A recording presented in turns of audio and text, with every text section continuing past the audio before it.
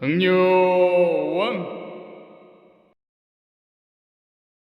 안녕하세요, 당뇨왕입니다. 이번에 이제 약을 받으러 병원에 갔다 왔습니다. 병원 가가지고 이제 그간에 있었던 뭐 혈당이나 혈액 검사 결과를 보고 선생님 말씀하시는 거 듣고 약 타고 이렇게 하는데, 그래도 괜찮게 계속 유지가 되고 있다고, 계속 잘 하라고 하면서 이제 뭐 술 먹는 거, 담배 피는 거 그런 거 하지 말고, 그리고 이제 체중 같은 것도 관리를 잘 하라, 그렇게 말씀을 하시더라고요. 근데 이제 듣다 보니까 제가 요즘 그거를 좀 했었거든요. 이제 간헐적 단식이라고, 체중 이제 관리하는 그런 효과가 있는 단식법이라고 해가지고 좀 했었는데, 선생님한테 그래가지고 그러면은 간헐적 단식이 혹시 당뇨 환자한테도 도움이 되느냐 하고 여쭤봤어요. 그랬더니 선생님이 그거는 당뇨 환자에게는 좋은 방식이라고 할 수가 없다.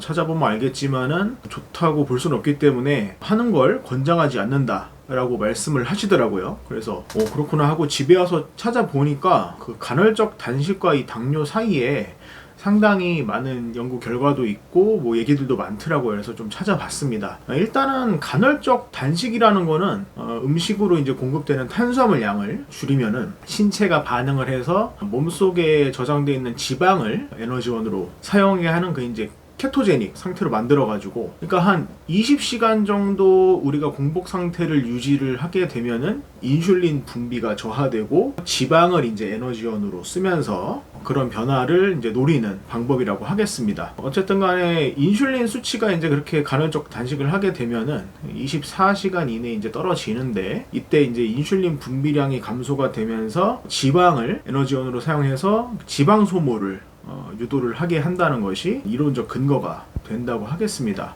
24시간 이후에는 그 떨어진 양 이하로 더 떨어지진 않아요. 그냥 계속 동일하게 유지가 된다고 하기 때문에 24시간 이상을 굶어도 24시간 정도 굶은 것과 똑같은 상태가 유지가 된다.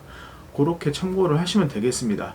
어쨌든 크게는 한 두 가지 방식이 있다고 해요. 그래서 첫 번째가 이제 23대 1 단식이라고 해가지고 하루에 한 끼만 먹는 거예요. 23시간은 공복 상태로 유지를 하고 나머지 1시간 동안에만 식사를 하게 되는 그런 방식이라고 합니다. 그래서 이 단식법에서는 아침하고 점심, 저녁 중에 원하는 시간대를 골라가지고 그때에만 1시간 이내에만 식사를 하게 되는 그런 방식이라고 합니다. 두 번째 방식이 이제 16대 8 방식.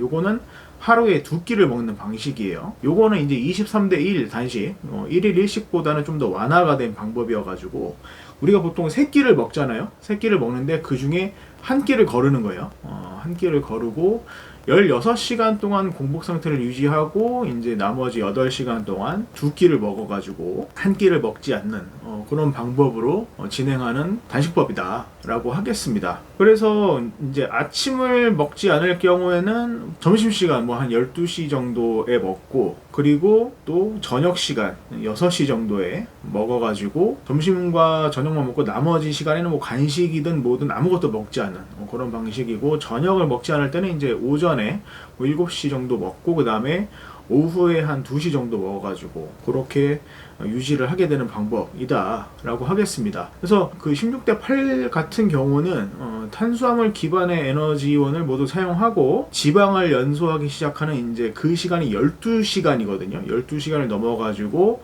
16시간 정도가 되면은 지방이 이제 빠르게 소모가 되는 그런 원리를 이용하는 단식법이다 라고 합니다. 그러면은 이제 이 간헐적 단식이란 건 이렇게 단식 시간을 유지를 해가지고 지방을 빠르게 소모시키는, 사실상 어떻게 보면은 좀 식이 제한을 통한 약간 다이어트법과도 같다라고 볼 수가 있는데, 그러면은 이 간헐적 단식을 당뇨 환자가 하게 되면 어떨까 해서 좀 찾아봤어요. 찾아봤더니 연구 결과가 여러 가지가 있는데, 그 중에서 이제 21년도 발표가 된 내용이 하나 있더라고요. 요 연구 결과는 이제 당뇨병 학회, 그리고 식품영양위원회, 대한비만학회, 그리고 대한고혈압학회 등이 이제 같이 공동 연구를 진행을 한 건데, 이제 간헐적 단식을 주제로 한 연구 결과 중에서 추적 관찰 기간이 8주가 넘는 연구만을 추렸는데 여기 한 7개가 됐다고 해요. 요거를 대상으로 이제 메타 분석을 진행했다고 합니다. 그 결과가 어떻게 됐냐면은 간헐적 단식을 한 그 군에서는 체중이 보통 한 1kg 정도가 감소를 하고, 그리고 허리 둘레도 1.92cm가 감소를 했다. 이런 결과가 나왔다고 합니다. 실제적으로 효과가 있었다 이렇게 볼 수가 있겠죠. 근데 이제 반면에 당화혈 색소를 보면은 당화혈 색소는 간헐적 단식군이 비슷하거나 다소 높아지는 경향이 나타났다고 해요. 그리고 중성지방도 단헐적 단식군에서 11.73mg/dl 이 높아졌다고 합니다. 결과적으로 이제 비만이나 과체중 또는 2형 당뇨병 대상자에서 8주가 이제 초과되는 간헐적 단식법 적용은 이제 지속적인 열량 제한군 또는 표준 식사군과 대비를 했을 때 체중 변화 폭이 좀 줄어들긴 했지만 유사했고 체중 감량, 제지방량, 지방량, 혈당, 지질 변화 모두 비슷했다. 뭐 그렇게 큰 차이가 나지 않았다. 라고 합니다. 근데 반면에 이제 간헐적 단식이라는 거는 결국에 이제 우리가 보통 16시간 동안 공복 상태를 유지하게 되는데 이럴 때 이제 저혈당 또 금식과 관련된 탈수 현상 그리고 저혈압의 위험을 증가시킨다라고 볼 수가 있겠습니다. 그렇기 때문에 이 간헐적 단식을 할 때는 이 혈당 변동성의 증가 위험이 있기 때문에 안전성을 좀 확보하기 위해서는 이제 의료진에 의해서 저혈당 위험이 충분히 감시가 되고 약제의 용량이 지속적으로 조절이 될 수 있을 때 간헐적 단식을 고려할 수 있다. 라는 결론을 얻게 됐다고 합니다. 글쎄, 근데 아무래도 어디 병원에 들어가서 그렇게 막 그 의료진 앞에서 진행하기는 어려우니까 우리가 보통 이제 그 혈당 체크를 할 때 이제 쓰는 혈당계 피를 내 가지고 쓰는 것보다는 만약에 연속 측정 혈당기가 있으면은 좀 더 이 혈당 변화를 계속 관찰을 하면서 간헐적 단식을 하기가 좀 더 편하겠죠. 그 결과에 따라 가지고 수치가 안 좋아졌을 때는 약제를 조절할 수 있는 그런 병원에 다녀야 간헐적 단식을 하기가 괜찮다라고 볼 수가 있겠습니다. 근데 이제 이 약제를 어떤 거를 사용하냐에 따라서도 단식을 하는 경우에 있어서 그 부분을 꼭 고려를 할 수밖에 없다라고 보겠는데요. 주로 저 같은 경우는 이제 메트포르민을 지금 먹고 있어서 그렇게 큰 위험이 되지는 않는다고 해요. 그러니까 당 신생 합성만 좀 막아주는 효과가 있기 때문에 요 경우에는 그렇게 큰 영향을 미치지 않는다고 보지만은 예컨대 뭐 설포닐 우레아 계열 약물이나 아니면 인슐린을 직접 투여하는 경우에는 저혈당을 야기할 수가 있다는 거죠. 우리가 오랜 기간 공복 상태에 있을 때는 저혈당이 올 수가 있다. 뭐 인슐린 같은 경우는 그냥 맞기만 해도 이제 혈당이 내려가는 효과가 있기 때문에 그것도 그렇고 뭐 지속성도 그렇고 특히 이제 당뇨 환자가 간헐적 단식을 하면서 뭐 속효성까지 맞진 않겠죠. 아마 지속성 인슐린 정도만 맞겠다라고 생각이 되는데 아니면 뭐 맞지 않는 경우도 있을 것 같기도 하고 뭐 제가 지금 인슐린을 맞지는 않기 때문에 인슐린 맞으시는 분들이 단식을 진행할 때 어떻게 할까는 사실 잘 모르겠지만 상상을 해봤을 때는 지속성 정도만 아마 투여를 하면서 하지 않을까라는 생각이 좀 들기도 하고 그리고 이제 설포닐 우레아계 약물을 복용을 하는 경우에는 이 설포닐 우레아계는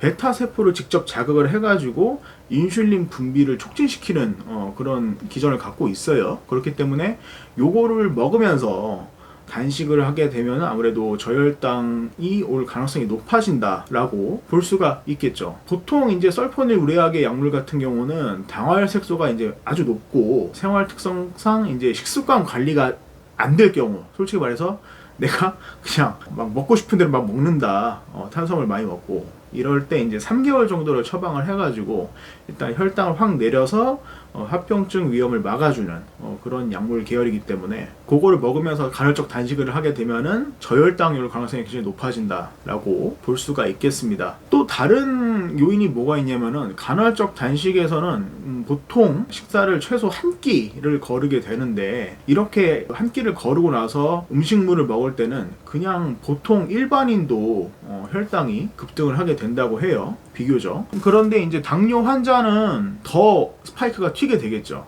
그래서 고혈당증 악화가 올 수도 있고 인슐린 반응도 이제 손상을 시킵니다. 왜냐면 단식을 하게 되면 인슐린 분비도 낮아지고 하기 때문에 그만큼 스파이크가 확 튈 가능성이 높다. 그런 부분이 좀 있다고 합니다. 그래서 장기적으로 이 단식을 진행을 계속 하게 되면 이제 지속적인 데미지를 입을 수가 있다는 거죠. 그리고 이제 당뇨병 환자에 있어서는 그만큼 혈당 조절이 어렵게 될 수가 있다. 이렇게 볼 수가 있겠습니다. 또 이 간헐적 단식을 진행을 하게 될 때 어떤 설명들을 보면은 단식 시간 외에 먹는 시간대에서는 음식에 큰 제한을 두지 않고 마음껏 먹어도 된다, 이런 소리들이 있어요.